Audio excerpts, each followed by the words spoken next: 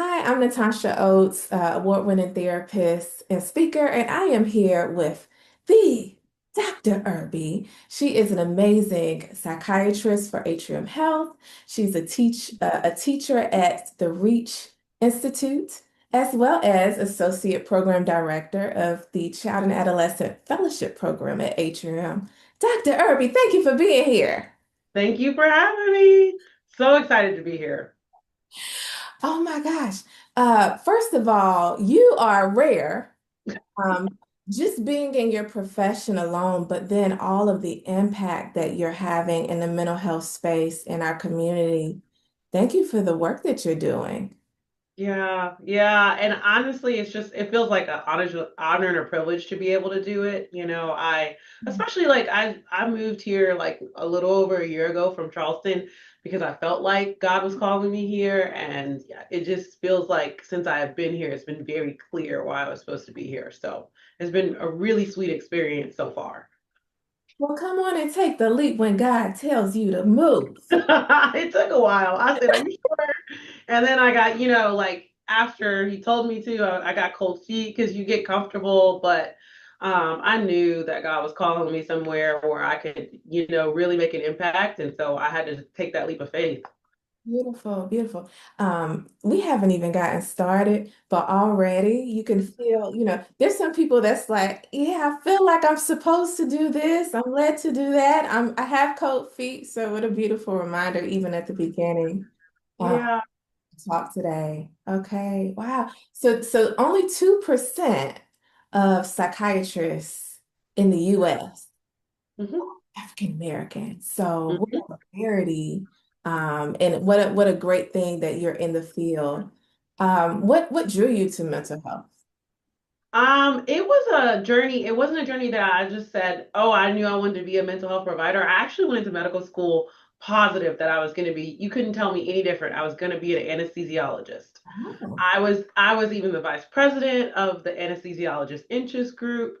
But when I actually got to the rotations, which is why I'm so grateful for medical school and how it's kind of structured, like I was bored when it came to anesthesia. And so I found myself too, and just naturally when we went into the psychiatry rotation, naturally going home and reading, naturally going home and answering questions.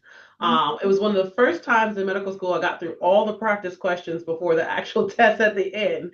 And so I was just super drawn to it. And I think part of it was I didn't know it existed. wow. I grew up in a small city, well, big city in Cleveland, but small community. Like my school was really small because my parents and my grandparents made the decision to send me to a Christian private school rather than the schools that I was zoned for. And so I was really blessed, but also had no idea that this was a field within medicine. And so part of the allure was like, I didn't know mental health was this important. And it was a core rotation in medical school.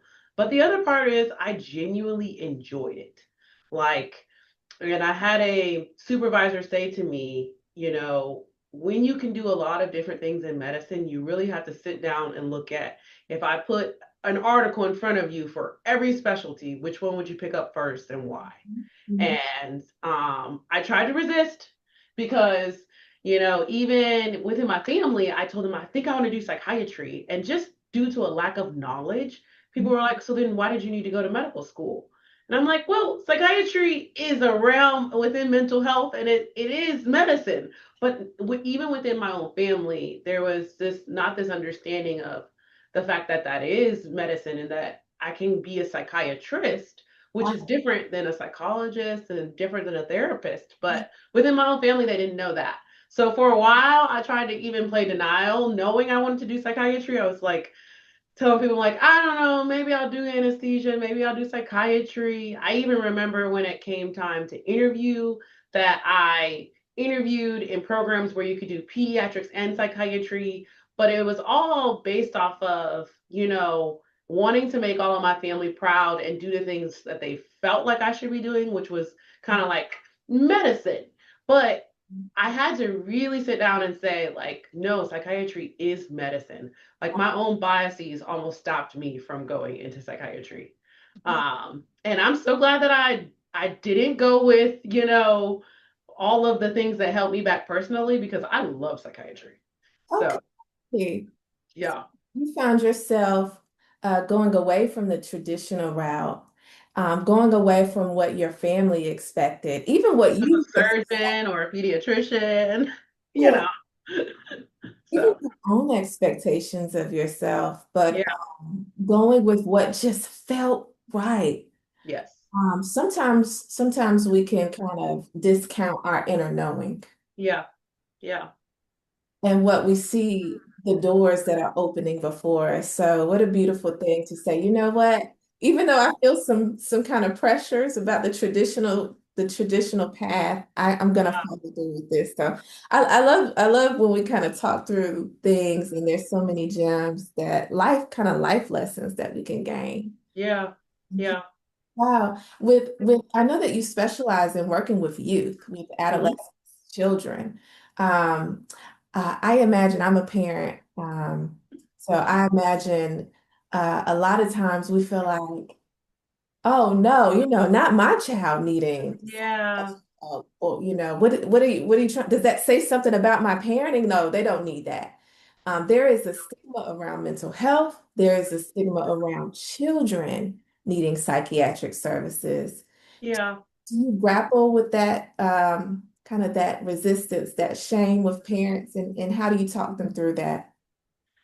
I think regularly I have this conversation with parents, and I think part of two things that I try to get parents to realize is, you know, mental health and our brain, I feel like, has this reputation that it's just supposed to fix itself. Mhm. And we don't have that expectation for other organs in our body. We don't have that expectation for our heart, our kidneys, our stomach, Yeah, and so our that blood hard to be, pressure. that hard to be fine. Yeah, and so I feel like number one, I just have to reframe and help them to understand, your brain is still an organ. Yeah. It might be the thing that helps you to do everything else in the body, but it still is going to make certain chemicals the way that it wants to, regardless of what you tell it, and we still have to treat it as such. And so I think it's just really important to know that as we continue to grow as a population, as we have children, that those brains are changing even as we have kids, and so it's not as simple as, you know, what worked for you is going to work for these kids. Not only brain development wise, but also thinking about the difference in what our kids have to deal with that we didn't necessarily. What is very real is they have access to information and they have friends and they have schoolmates and they have cousins and they have all of these other sources that also have access to information. Mhm. And with that comes a lot of wear and tear on the mental health. So, what I try to tell parents is this is a different game that we are playing, with internet and with everything these kids learn how to say, know how to say, even how differently they bully one another today. Mhm. COVID did a number. So I just try to reassure parents that this actually, in a way, does not have anything to do with your parenting or something that you did wrong or did right. There's so many other factors that come into this. And there's also too a lot of these teenagers really struggle and kids really struggle to open up with their parents because they don't want to disappoint them. And so there's that tension of regardless of you being the best parent in the world, sometimes your kids just don't get that you're a source until they start to learn about mental health, learn about ways they can partner with their parents. They just don't want to have that conversation and that disappointment. And sometimes when I reframe it that way, I think parents really start to understand that there are so many other factors that are beyond our control and that keep increasing over time. And so now that we see the power that social media has and that COVID had, we really just have to realign and reframe and take what we know now and make some changes. And child and mental health within our children is so important. Um, and things that are traumatic for our kids these days, it's not necessarily different, but I think what they are feeling and what they're saying and expressing as traumas are really impacting our kids nowadays. A lot of our kids and teenagers were really, really impacted by COVID. Oh, definitely. And Yeah, I love that you're bringing up the layers of factors with the yeah, pandemic, the isolation, all of the grief that, hmm things being so different, celebrations not happening, yeah, um, social media, where you can get bullied on social media and go viral from getting bullied. yeah, Um, my goodness. And then I loved how you mentioned, even with like healthy relationships with our kids, they don't want to disappoint us. yep, And they might feel like if I share what's going on with me, these struggles, these thoughts, these emotions, me not being able to get out of this rut, it would crush me because I care about how much you think about how I'm doing. And I don't want to be that burden. That's something that yeah. comes up in mental health. I don't want to be that burden to the people that I love. And a lot of the kids say to me too, word for word, I don't want my parents to think this is their fault. Oh, Word for word. wow. Wow. What do you say to that parent that has a child that's really struggling and mentally? They know, like they see them withdrawing. They see how the outbursts are increasing and they don't know what to do. Um, could you just share some outcomes that have been positive, not identifying any patients, but just Yeah. some things that you've seen, some differences that psychiatric services have made for children and for young people? I I love my job. It's just been really sweet to see the other side of it and where kids and teenagers get better. And I also feel like where kids and teenagers empower their family members, whether it be their siblings, whether it be their parents or their grandparents, to go and also receive help and receive mental health care, whether that be therapy or medication. There's been more than one story of because generational trauma is a thing. Oh, And I feel like there's been more than one story that I have been able to see the kid get better, and as a result, the entire household improve.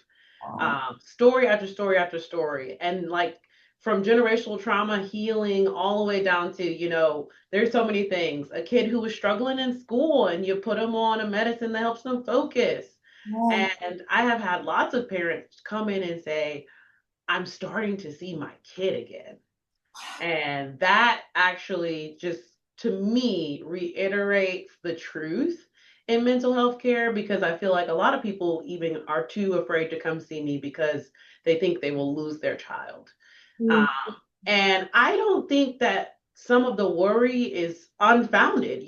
There were, studies, especially on people of color, against their will when there was access to treatment. The Tuskegee trials, for example. yeah. So I think there's a lot of hesitation and a lot of worry that rightfully so has come.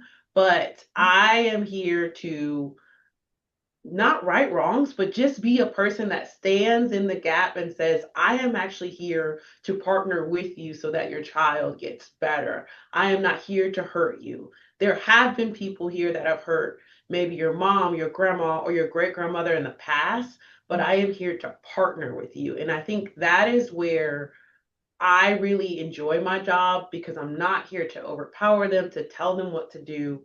I'm just here as a partner. And Mm. I think that's the part that really helps to lead to that healing within the field of medicine. Right, right. The saying, it takes a village. Yep. And I hear that partnership. It's not about taking over, it's about being an important safety net, a part of Yeah. that. Uh, Yeah. it's so beautiful how you mentioned that you see children go through their healing process and get better, and the Yeah. positive ripple effect it can have Yep. on the whole family. And to be honest, even as a therapist, I see that that one person in a family starts their own healing journey, what beautiful outcomes it has for the entire family. Because Yeah. we in this rat race, not even paying attention to how we're really doing, how we're really feeling, what do we need to be okay? So this kind of freezes when it comes to our babies now, Yeah. everything stops. Uh-huh. And we start to look deeper at not only what is helpful to them, but what helps us as a family take care of them. Yeah. We help ourselves so that we can also better be there for them. Beautiful, beautiful work. Yeah, I tell the parents too. I tell them this is not because I am in any way trying to say that you are causing anything towards your kids or that you are the problem. But I recommend that if you have a kid that is struggling with their mental health, that you go and seek help too, because it just is a hard thing. It is a hard thing to have a child who is struggling mentally. It Right. is hard to know how to respond, what to respond. It's hard not to take that on. And it is a tough thing that you never wish on a parent. And so I always recommend that they go and get therapy as well as their kids working through it, just because they're going to need support too. Yeah, absolutely. Absolutely. Instead of just shouldering through it, I'm a parent, I'm supposed to just be able to handle. Yeah. Um, but how do we really fortify ourselves for the lifelong journey of being a parent? Yeah. Especially when the weight gets so very heavy and it can feel so isolating. Yeah. You may not feel like the people we know, the other parents are going through this exact same thing. So yeah, come on now, see somebody. It's okay. Yes. Right? It's 2025. More than okay. So what would you say? Someone is watching this and they're like, I like Dr. Irby. She seems really knowledgeable and someone that I would love for my child to have some access to receive services by, what they're seeing in their child has been going way too long and it's time to really take some action. What's the best way for parents to reach out to you? They can just actually go to the Atrium Health website and type in my name, Brittany Irby, and I will pop right up. And that has a phone number to call and go through the scheduling line, and they'll get a scheduled. Sometimes they might call and they might say that they're not taking intakes right now, but I usually say that everything opens up at the beginning of the month for a block of time, and so it just I always say beginning of the month, get a call. That's a So great idea. yeah. Beginning of the month. If Yep. it's not readily available right away, absolutely. And there may be folks listening in like, wow, just 2% of psychiatrists are African American. You know what I think? I think I want to go ahead and go down that path. What would you say for someone wanting to become a psychiatrist? What do they need to know about the education required or the training required? So the big thing is you going to medical school, and that does all that you actually need is actually an undergraduate degree. There are many different routes in which you can get to medical school. If you took the prerequisites in college, you could go straight ahead. But there's a lot of people who take time and live full-blown lives and Mhm. or half lives or whatever it is that they want, and then they come to medical school. So as long as you have the prerequisites and the testing to apply, then you can, and it's a 4-year program through the medical school. And then there's also residency for psychiatry. And if you wanted to further specialize, there's fellowship. And I know that sounds long, but there's only 4 years of that where you don't get paid at all. It's just the medical school part. So you do start getting paid as a resident. So you don't go penniless for all those years. And so I say go for it at any point. It was so rewarding for me when I was in medical school. There was only half of us that came from straight from college. So the other half were full of colleagues that had lived lives and had done other things and then decided they wanted to be a doctor. So it's never too late. Wow, I love that. I love Yeah. that. And why must we stay in a box and just have one particular career, especially when we know we're being pulled in a Yeah. specific direction? I know when I was in grad school, I was told, well, there's no money in mental health. And that myth was dispelled. But would you say, what would you say about psychiatry? Is it just poor people and big hearts in psychiatry? No, I am not poor. Yeah, I just think that there also is such a need that you will be fine. The mental health field now, I think people are realizing how important this field is, and you will be valued and seen. And that's not something that I have to worry about. Okay. Yeah. So we're dispelling all those myths. Yeah, Yeah. you may have heard that too. Uh, Mm-hmm. I but did. not only can you do like really impactful, meaningful work that I love that the work of mental health, it creates this ripple effect. And not only Yeah, impacts one person, but their family. And when you course correct your mental health, it can have a generational impact. exactly. So why not? Why not? Dr. Irby, this has been an amazing conversation. Thank you so much for helping us make it okay for people to say, I'm not okay, and Yeah, it's time to get some help. yeah.